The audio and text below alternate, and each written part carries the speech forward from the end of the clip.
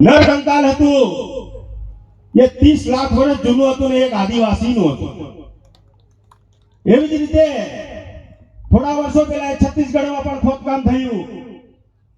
તે દરમિયાન ત્યાં પણ એક નરકંકાલ મળ્યું અને એનું પણ ડીએનએ ટેસ્ટ અને રિપોર્ટ થયા તો એ પણ લગભગ 20 લાખ વર્ષ જૂનું અને આદિવાસીનું જ હતું. અને નવાની વાત તો ત્યાં છે કે બંનેના શરીરના બાંધા બિલકુલ એક સરખા જ હતા.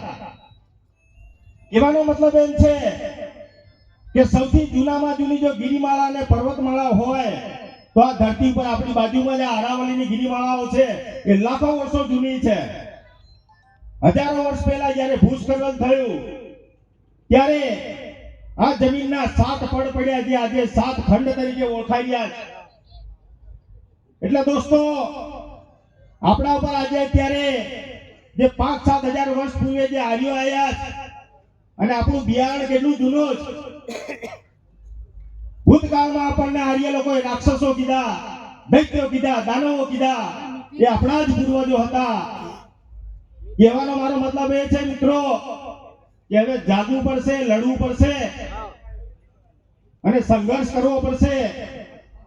સમયનો ભાવ છે જેથી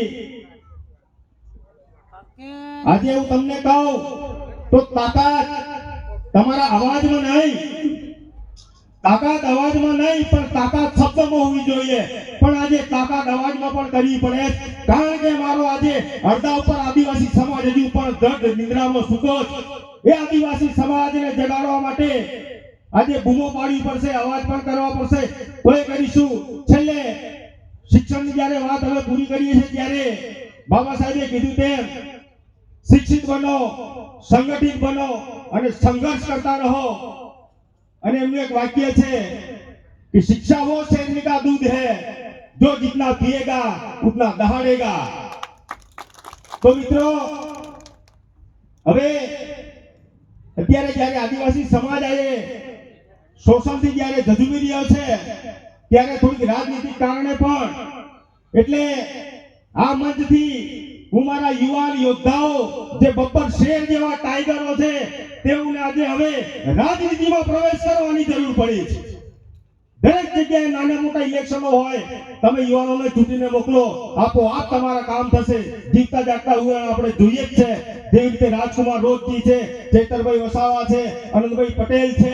તો આવા યુવાન અને યોદ્ધાઓ જેવા આપણે નેતાઓ તૈયાર કરવાની જરૂર છે. તો સમાજની જે સમસ્યા છે એ ઓટોમેટિક એ સમસ્યાનું સમાધાન થઈ જશે.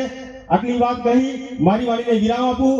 જોહાર, જય આદિવાસી, જય ભીલ, જય સંવિધાન. બોલો ભારત पिता की, भारत पिता की जय.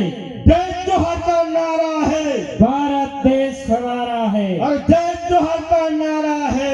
भारत देश हमारा है. लड़ेंगे, जीतेंगे, लड़ेंगे, जीतेंगे. जोहार. खूब खूब धन्यवाद.